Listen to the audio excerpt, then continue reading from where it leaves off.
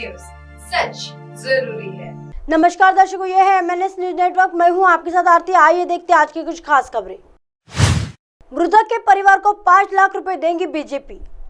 SC/ST आयोग के सामने भी उठाएगी मामला। हिमाचल प्रदेश के जिला चंबा में हुए मनोहर हत्याकांड ने पूरे प्रदेश को हिलाकर रख दिया है। प्रदेश भर में मनोहर को न्याय देने की गुहार लगाई जा रही। इसके लिए चंबा के साथ प्रदेश भर में प्रदर्शन भी हो रहे। इस सब के बीच हिमाचल बीजेपी ने मृतक मनोहर के परिवार की मदद के लिए 5 लाख रुपए की आर्थिक मदद देने की घोषणा की है।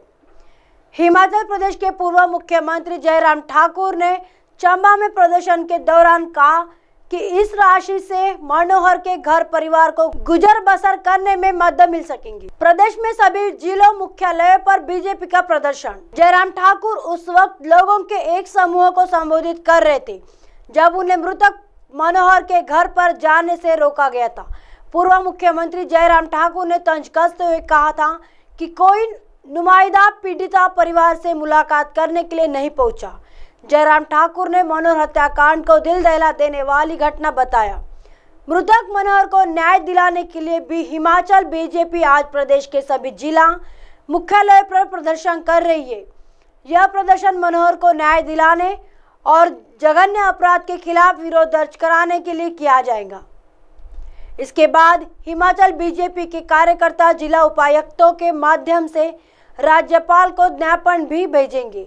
सरकार से 1 करोड़ और सरकारी नौकरी की मांग। लोकसभा सांसद सुरेश कश्यप ने कहा कि भाजपा राष्ट्रीय अनुसूचित जाति एवं जनजाति आयोग के समक्ष भी इस मामले को उठाएंगी। उन्होंने कहा कि मनोहर लाल का ताल्लुक अनुसूचित जाति से था। मनोहर लाल की हत्यारों ने बर्बरतापूर्ण तरीके से हत्या कर दी। उन्होंने मृतक मनोहर के परिवार को न्याय दिलाने की मांग उठाई। वही भाजपा के राज्यसभा सांसद सिकंदर कुमार ने इस मामले को आयोग के सामने उठाने के साथ प्रदेश सरकार से पीड़ित परिवार को 1 करोड़ रुपए की आर्थिक मदद और सरकारी नौकरी देने की मांग की है। कांग्रेस ने लगाया बीजेपी पर राजनीति करने का आरोप। वहीं हिमाचल प्रदेश सरकार में जनजातीय विकास मंत्री जगत सिंह नेगी ने कहा कि लोकसभा चुनाव के नजदीक आता देख भाजपा हिमाचल प्रदेश में धर्म की राजनीति पर उतारू हो गई। भाजपा नेताओं को इस मामले को हिंदू मुस्लिम मामला नहीं बनना चाहिए।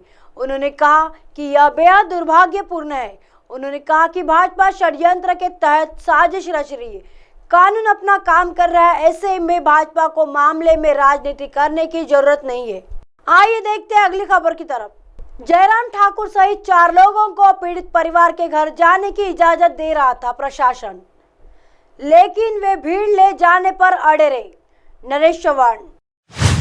सीएम के प्रधान मीडिया सलाहकार नरेश चौहान ने मनोहर मर्डर केस को लेकर विपक्ष के नेता जयराम ठाकुर सहित अन्य भाजपा नेताओं पर राजनीति करने के आरोप लगाए। नरेश चौहान ने कहा कि विपक्ष माहौल को बिगाड़ने की कोशिश कर रहा है, जिसमें वह कामयाब नहीं होगा। नरेश चौहान ने कहा कि विपक्ष के नेता और बीजेपी अध्यक्ष सहित 4-5 लोगों को पीड़ित परिवार से मिलने के लिए प्रशासन इजाजत दे रहा था, लेकिन वे पूरी भीड़ के साथ जाने के लिए अड़े रहे। सीएम के प्रधान मीडिया सलाहकार नरेश चौहान। मनोहर मर्डर केस के बाद राजनीतिक सरगर्मी बढ़ गई है। पक्ष और विपक्ष के बीच लगातार आरोप प्रत्यारोप जारी है। सीएम के प्रधान मीडिया सलाहकार नरेश चौहान ने नेता विपक्ष जयराम ठाकुर पर हमला बोला। नरेश चौहान ने कहा कि विपक्ष चंबा की घटना पर राजनीति कर रहा है। दरअसल शिमला में एक प्रेस कॉन्फ्रेंस में नरेश चौहान ने कहा कि विपक्ष के नेता और बीजेपी अध्यक्ष सहित 4-5 लोगों को पीड़ित परिवार से मिलने के लिए प्रशासन इजाजत दे रहा था, लेकिन वे पूरी भीड़ के साथ जाने के लिए अड़ रहे, जबकि उनको पता है कि वह धारा 144 लगाई गई है। उन्होंने जयराम ठाकुर और अन्य बीजेपी नेताओं की मंशा पर सवाल उठाते हुए कहा कि आखिर वे पीड़ित परिवार से मिलने चाहते थे या इस घटना को लेकर राजनीतिक मुद्दा बनाना चाहते हैं। माहौल को बिगाड़ने की कोशिश कर रहा विपक्ष। नरेश चौहान ने कहा कि जिस तरह आज भाजपा नेता प्रदर्शन कर रहे हैं वो सही नहीं है, क्योंकि इस मामले में आरोपी पहले ही गिरफ्तार हो चुके। उन्होंने कहा है कि विपक्ष माहौल को बिगाड़ने की कोशिश कर रहा है, जिसमें वह कामयाब नहीं होगा। और चौहान ने कहा कि जिन लोगों ने इस हत्याकांड को अंजाम दिया है उसे गिरफ्तार किया जा चुका है और कानून अपना काम कर रहा है। उन्होंने कहा कि पुलिस की जांच जारी है और इस दौरान जो भी सामने आएगा उनके अनुरूप कार्रवाई की जाएगी। आरोपियों के घर जलाने वाले जांच के दायरे में नरेश चौहान ने आरोपियों के घर जलाने की घटना को शर्मनाक बताया। उन्होंने कहा कि सोशल मीडिया पर कुछ लोग आरोपियों के घर जलाने को उकसा रहे, ये कौन लोग हैं, यह जांच में सामने आ जाएगा। उन्होंने कहा कि किसी का घर जलाना और कानून को अपने हाथ में लेना किसी भी तरह से उचित नहीं ठहराया जा सकता है। हमारे देश में कानून का राज है और अगर किसी ने कोई गुनाह किया है तो उसको कानून कड़ी से कड़ी सजा देगा। मुख्यमंत्री ने इस हत्याकांड को लेकर कड़ी कार्रवाई के आदेश दिए हैं, लेकिन इस घटना का राजनीतिकरण विपक्ष कर रहा है। आतंकी कनेक्शन होगा तो यह जांच में सामने आ जाएगा। नरेश चौहान ने आरोपियों के आतंकी कनेक्शन के सवाल पर कहा कि इस मामले की जांच की जा रही है और अगर ऐसा हो तो यह जांच से सामने आ जाएगा। उन्होंने कहा कि सरकार इस तरह की जांच के लिए तैयार है, लेकिन सवाल यह भी है कि 5 साल बीजेपी सत्ता में रही तब उसने इसकी जांच क्यों नहीं की। आइए देखते हैं अगली खबर की तरफ। सुखविंदर सरकार के कृषि मंत्री चंद्र कुमार को मनोहर हत्याकांड के बारे में अभी भी नहीं कोई जानकारी। हिमाचल प्रदेश के कृषि मंत्री चंद्र कुमार जब पत्रकारों ने इनसे मनोहर हत्याकांड के बारे में पूछा तो इन्होंने कहा कि जांच चल रही है, लेकिन जब आगे इनके सवाल पूछे गए तो पता चला कि इन्हें तो यह तक नहीं पता कि मनोहर महिला है या पुरुष। हिमाचल प्रदेश के कृषि मंत्री चंद्र कुमार धर्मशाला कांगड़ा वैली कार्निवल का मुख्य अतिथि के रूप में उद्घाटन करने पहुंचे।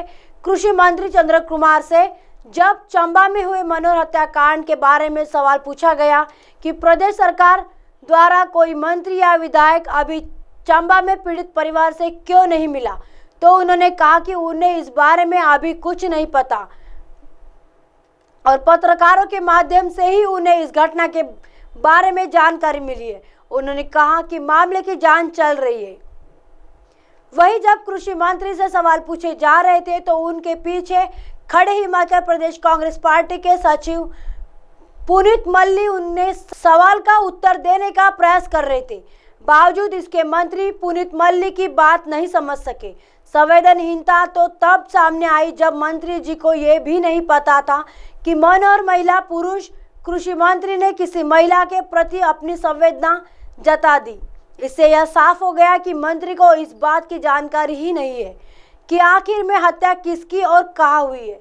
कृषि मंत्री चंद्र कुमार ने कहा कि वे पीड़ित परिवार के प्रति अपनी संवेदना प्रकट करते हैं और वह पुलिस अन्य जांच एजेंसियों का भी आदेश जारी करके यह कहेंगे कि इस घटना के पीछे जो भी दोषी है उन लोगों को जल्द सलाखों के पीछे धकेला जाए ताकि पीड़ित परिवार को भी न्याय मिल सके।